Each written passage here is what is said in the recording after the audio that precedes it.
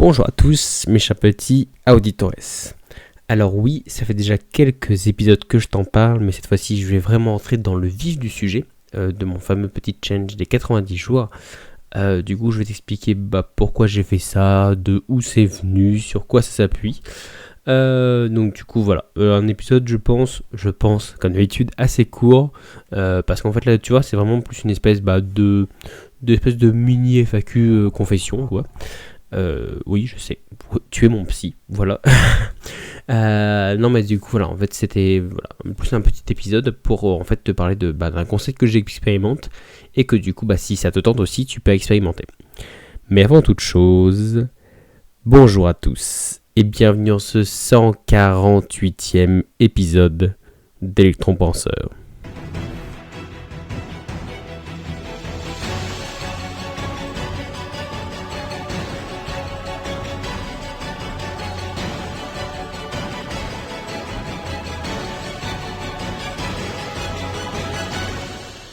Bien. Alors, si c'est pas le premier épisode que tu écoutes, ce qui je pense n'est pas le cas, mais c'est le cas, va voir quelques épisodes avant, on va dire 3-4 au moins avant, tu verras qu'en fait on est sur une espèce de petite mini-série sur en gros le focus sur l'attention, tu vois, le fait de se focaliser sur quelque chose. Et donc du coup c'est là où je t'ai parlé assez brièvement qu'en gros j'ai expérimenté quelque chose, en gros c'était de prendre comme objectif un thème, un sujet, sur une durée grosso modo de 90 jours, c'est-à-dire de 3 mois. Alors du coup au début j'ai voulu commencer ça sur la muscu, parce que c'était juillet-août, qu'il n'y avait pas d'entraînement, que tu sais c'était un peu calme, tout le monde est un peu parti, je vais pas faire grand chose, du coup je me suis dit je vais déjouer les statistiques et moi je vais rester en forme là où tous les autres ressembleront à des petits loukoums en revenant de vacances. Donc du coup là je me suis mis déter. Et au milieu de ça, donc du coup finalement, je sais pas si t'avais parlé, du coup on a eu un peu des idées d'investissement immobilier ou autre avec ma copine.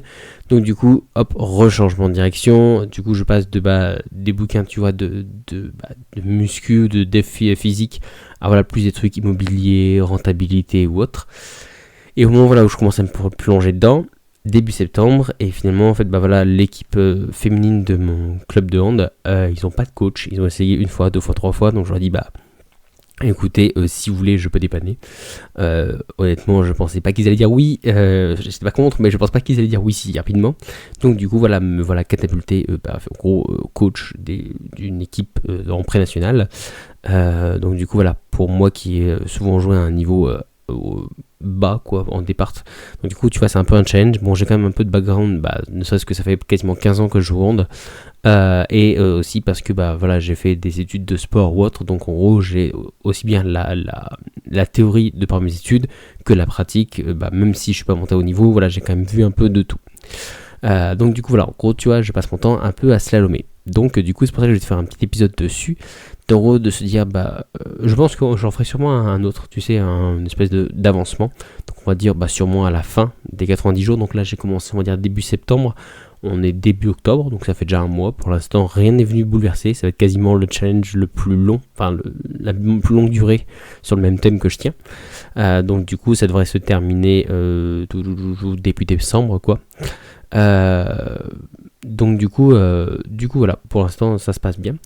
Mais donc du coup là je vais te faire un petit challenge. Alors déjà pourquoi 90 jours?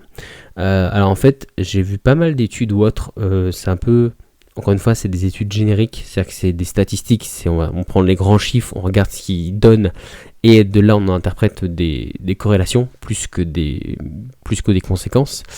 Alors les corrélations qu'on a, c'est que souvent il faut grosso modo 21 jours pour que quand tu veux faire une nouvelle habitude, que tu prennes une nouvelle action ou autre, elle fasse partie de ton quotidien. C'est-à-dire 21 jours, c'est grosso modo 3 semaines. Donc du coup il te faut trop facile de 21, excusez-moi. Donc du coup il te faut 3 semaines pour que quand tu fasses quelque chose, en gros en 3 semaines de temps, si tu te focuses vraiment dedans, et de toi-même ou en faisant des efforts, tu vas réussir à faire de la place dans ton emploi du temps. Si par exemple tu te dis je vais faire de la muscu, je vais apprendre la cuisine ou je veux lire plus, tu vois ce que je veux dire, si tu te focuses vraiment dessus, en 21 jours normalement t'auras t'auras passé 3 fois tout le jour, donc 3 dimanches, 3 journées chargées, 3 lundis matin qui sont compliqués ou autres. Je veux dire, donc en gros, t'auras vécu plus ou moins un éventail de situations souvent assez compliquées, et donc du coup dans toutes ces situations là tu as réussi à faire face, et du coup tu as réussi à faire une place pour ta nouvelle, c'est pas encore une habitude, mais tu vois, ton nouveau sujet, ton nouveau focus, tu as réussi à lui faire une place dans ton quotidien. Donc t'as pas besoin de tous les jours de dire où est-ce que je vais faire ça et de ça. Au bout de 21 jours, tu dis ok, je vais la mettre là parce que en gros le film que j'aime bien ou l'émission que j'aime bien, elle aura pas encore commencé, et puis là j'aurai un trou, et puis à ce moment-là c'est le moment où je prends les transports, mais je sais pas, c'est une ligne qui fait plus d'arrêts, du coup elle est plus longue, du coup j'ai plus de temps pour me concentrer dessus, peu importe. Donc voilà, en gros au bout de 21 jours ça rentre dans ton quotidien. Au bout de 2 mois, ça devient une habitude. C'est qu'en gros, c'est quelque chose que tu fais quasiment machinalement, sans te rendre compte. C'est un peu comme te brosser les dents, on dirait. Voilà, tu vois, limite, c'est tellement rentré dans ton quotidien que en gros, sinon il y aurait un trou. Tu vois, donc du coup, tu réfléchis même plus, tu le fais parce que entre parenthèses, c'est le fameux de on l'a toujours fait. Là, du coup, c'est ça, c'est votre cerveau, c'est presque pareil. Au bout de 2 mois, il se dit en gros, on l'a déjà toujours fait. Donc du coup, c'est bon, ça rentre, ça coule, il n'y a pas de souci.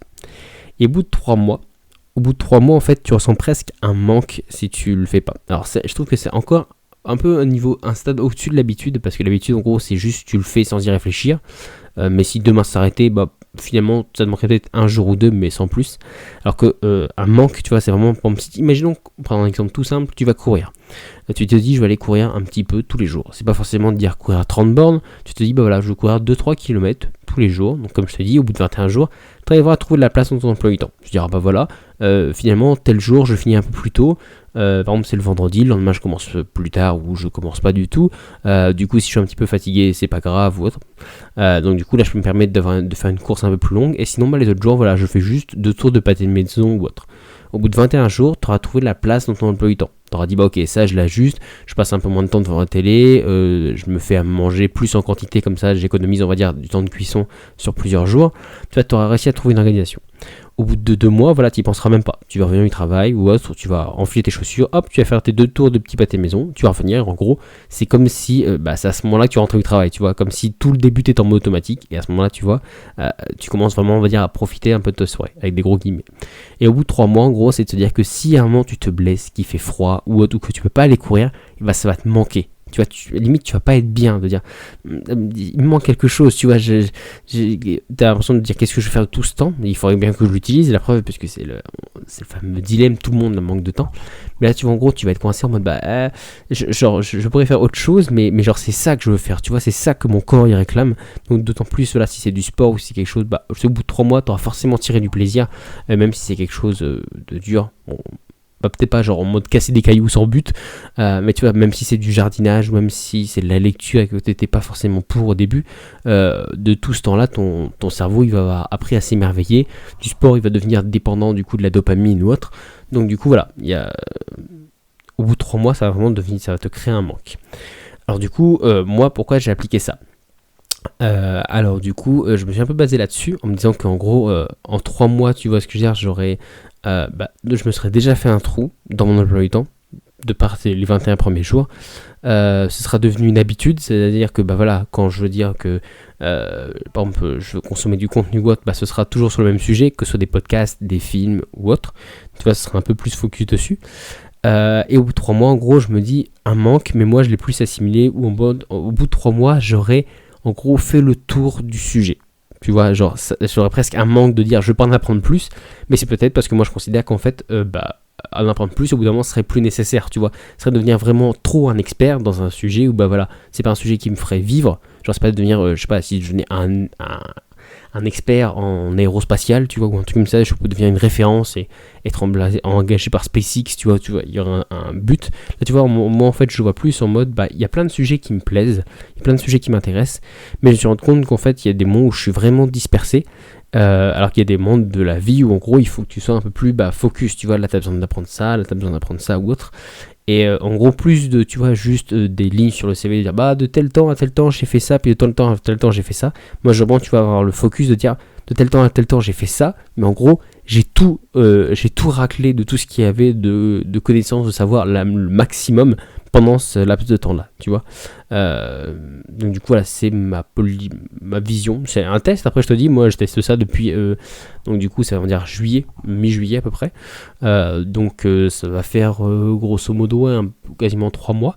Donc pour l'instant je te dis ça va. Bon, comme je te dis, j'ai pas passé 3 mois encore sur un seul et même sujet, mais pour l'instant tu vois, j'arrive quand même à rester focus un peu sur les différents sujets que je mets. On va dire que si je bifurque, c'est plus par souci de coller par rapport à la réalité au quotidien, plutôt que tu vois d'être déconnecté, de sciemment prendre du retard, finalement pour un truc qui le nécessite pas. Tu vois, par exemple là finalement je me doute que voilà, pour être coach, c'est forcément au début qu'il va falloir que je fasse mes preuves. Même moi, tu vois, de me dire que après, entre parenthèses, avec des gros guillemets, je pourrais me reposer sur mes lauriers, mais tu vois qu'au moins il faut que je mette un certain standing dès le début, parce qu'après ça peut être compliqué même pour l'équipe, tu vois, de dire non, on va faire plus dur ou autre, en mode attends, ça fait des mois que c'est calme. Il y a ça, donc du coup tu vois, ça n'avait pas de sens de dire non, mais ça je le mets de côté parce que pour l'instant voilà, c'est l'immobilier ou c'est le sport de moi ou autre. Donc du coup moi je voulais plutôt l'adapter aussi par rapport au quotidien, que ça me serve, que ce soit utile, que ça nourrisse en gros les projets qui sont en cours. Donc du coup c'est pour ça que j'ai eu des petites bifurcations. Mais après, comme je te l'ai dit, en fait voilà, le but c'est pas non plus de devenir un expert, c'est en gros de se dire que plutôt d'en savoir un peu plus partout, c'est en gros de se dire qu'il vaut mieux, je préfère, pour l'instant c'est ma vision, et après peut-être je changerai. Il y a quelques années du coup c'était l'inverse, c'est toujours ça, tu sais, je suis passionné par tout, du coup tout m'intéresse, tu vois, que ce soit peut-être les minéraux, et encore on peut me présenter, l'astronomie, le sport, les traditions, l'histoire, la science, même l'ésotérie, tu vois, je suis curieux de ça. Donc tu vois, en fait, du coup je suis un peu dans tous les sens.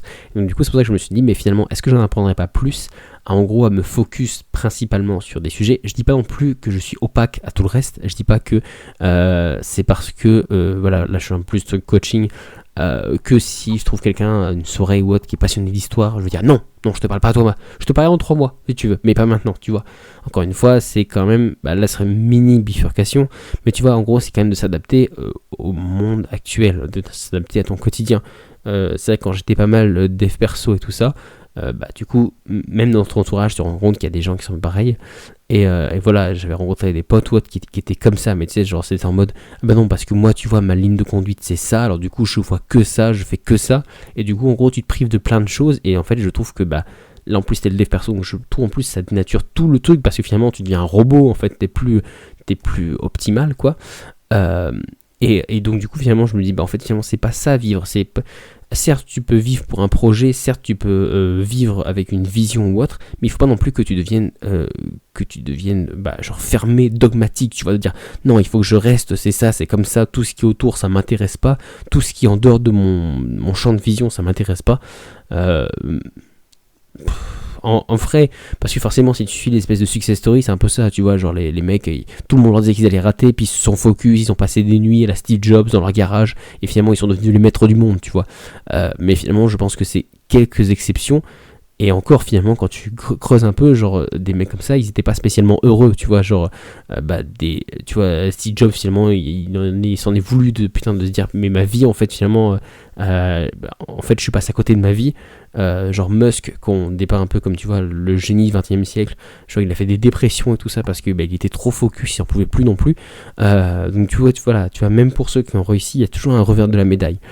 Et donc du coup, moi je voulais pas devenir comme ça. Je pense que c'est pas la raison d'être de l'être humain, c'est pas de devenir une machine, aussi bien d'un point de vue, tu sais, esclavagisme, tu sais, en mode bosser dans une usine ou voilà, un peu dans les trucs du petit tiers-monde ou autre, mais pas de l'autre côté non plus, tu vois, c'est pas genre l'optimisation à l'extrême, quel qu'en soit le coup, que tu passes outre et que tu bafoues tes relations sociales, ta famille, finalement juste ton ouverture au monde, quoi.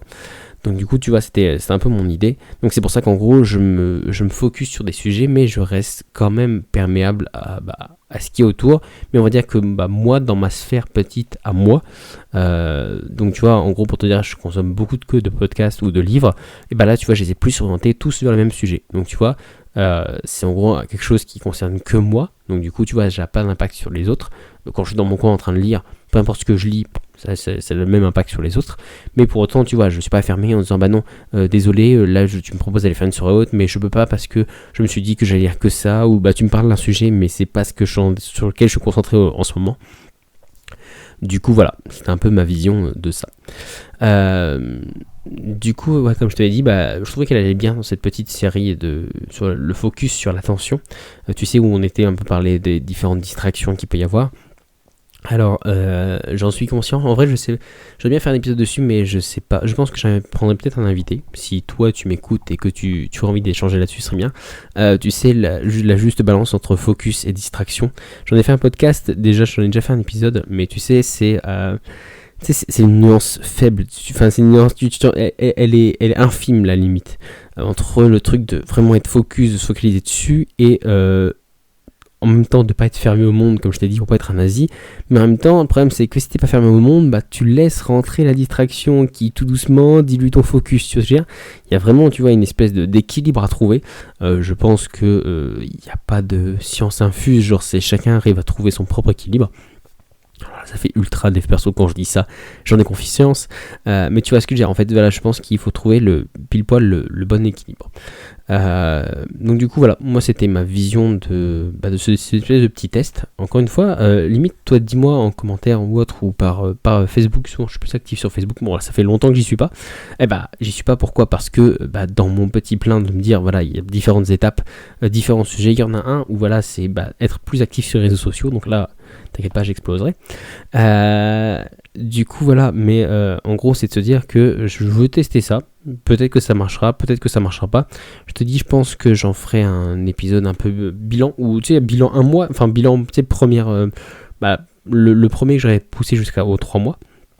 Donc du coup j'espère, donc ce serait voilà, on va se dire début décembre, donc dans 2 bons mois. Mais donc du coup voilà, parce que je me suis dit, je pense que il vaut mieux être un peu plus focus quand même sur un sujet, même si c'est tu vois du loisir, même si c'est juste en gros de l'épanouissement personnel. Je pense que si t'es pas trop focus, tu te disperses et finalement en gros t'es un peu un touche à tout, mais t'es finalement un expert de rien quoi. Et en termes d'accomplissement ou autre, tu vois, il y a une espèce de vie, tu vois, on a tous envie d'être compétents, on a tous envie de dire voilà, tu sais, même c'est un truc vraiment égoïste, mais on l'a tous, tu sais, d'être mis un peu en modèle, un peu en regardez lui, vous avez vu, machin, putain le gars il a de la connaissance, le gars il en touche et tout ça.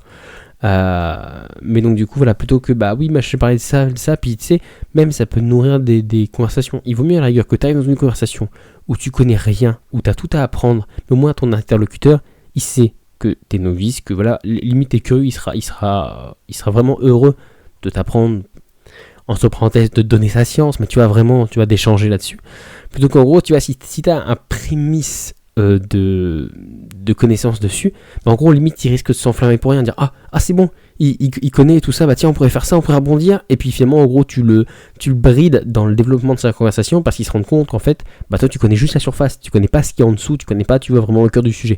Donc du coup voilà, il vaut mieux limite que 2 experts se rendent compte qu'ils parlent de trucs hyper pointilleux et tout ça, plutôt que en gros un expert qui rencontre quelqu'un qui a juste gratté la surface et qu'en gros est un peu déçu de dire ouais ok d'accord, le gars il veut discuter avec moi, mais limite tu vois il y a presque plus mal le prendre que si tu disais moi je connais rien du tout et que voilà, genre apprends-moi, tu vois, explique-moi, parce que là en gros tu vois il saura pas où mettre le curseur entre est-ce que j'utilise du jargon technique parce qu'il le connaît, ou est-ce que du coup si je l'utilise et qu'il le connaît pas, est-ce qu'il va mal le prendre, est-ce que du coup il va faire croire qu'il le connaît, tu sais, la discussion elle a de fortes chances pour qu'elle s'envenime. Donc du coup alors que tu vois, si je pense qu'il vaut mieux que soit tu saches pas, mais qu'au moins tu vas se dire c'est clair du coup pour les deux parties. Et je te dis en fait du coup c'est ça, même pour toi tu verras que tu te sentiras mieux. Du coup voilà, autre petite chose, du coup l'avantage comme je t'ai dit d'être vraiment focus ou autre, c'est qu'en fait tu peux aussi avancer plus vite. Pour ça je te renvoie à l'épisode sur l'inertie du travail, donc qui est l'épisode 66 et 68, où en gros, pour te faire vite un bref résumé, mais je te dis si tu veux en creuser un plus, va écouter l'épisode, où en gros c'était de se dire que quand on t'interrompt dans ta tâche pour que tu te remettes à fond focus dedans, il te faut grosso modo 20 minutes. Donc en gros, si sur 1 heure on t'a interrompu 3 fois, t'as passé aucune minute à 100% concentré dessus. Voilà. Et l'autre, c'était la légende du multitâche. Je crois que j'ai appelé ça dans l'épisode 64. Pareil, si tu veux l'écouter. Mais en gros, grosso modo, c'est un peu pareil. C'est de se dire que on peut pas faire plusieurs choses en même temps. Genre, même nos sens, ils se court-circuitent les uns les autres pour réussir à se focus. C'est le fameux de pourquoi, quand tu cherches une place de parking, tu baisses le son de la musique.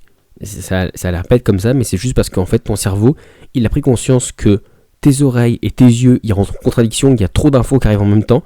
Et du coup, il se dit, bon, ok, là, le plus important, c'est pas les paroles de la musique, le plus important, c'est savoir où je vais me garer, c'est les yeux. Donc, du coup, ce qu'il fait, il baisse le son, comme ça, au moins, les oreilles, elles ont moins d'informations, du coup, c'est les yeux qui prennent l'avantage dessus. Tu vois, pour te dire que même au niveau de tes sens, il n'y en a que 5, et pourtant, même au niveau de tes sens, ton cerveau, tu vois, il est classifié parce qu'il faut qu'il y en ait un qui passe devant les autres, il faut qu'il se focus sur un, sinon, il est dans un flou artistique, il sait pas vraiment où donner de la tête. Du coup voilà, dis-moi si ça t'a plu, si c'est un peu un truc que tu voudrais tester. Je te dis après, ça peut me mettre une petite échelle. J'avais aussi vu une étude qui disait qu'en gros, si tu lis 3 livres sur un sujet précis, même tu vois, même si c'est pas des références, même si c'est pas des trucs hyper pointus qui ont été pondus par des pontes et tout ça, même si tu lis juste que 3 livres d'un sujet que tu veux te focus, ça va être, je sais pas moi, la maçonnerie, ça peut être le ménage, ça peut être le jardinage, ça peut être vraiment tout et n'importe quoi, l'esthétisme ou autre. Si tu veux juste que 3 livres dessus, en moyenne, t'en sauras plus que 99% des gens. Le 1% qui reste, c'est vraiment, tu vois, les experts, la pointe de la pointe.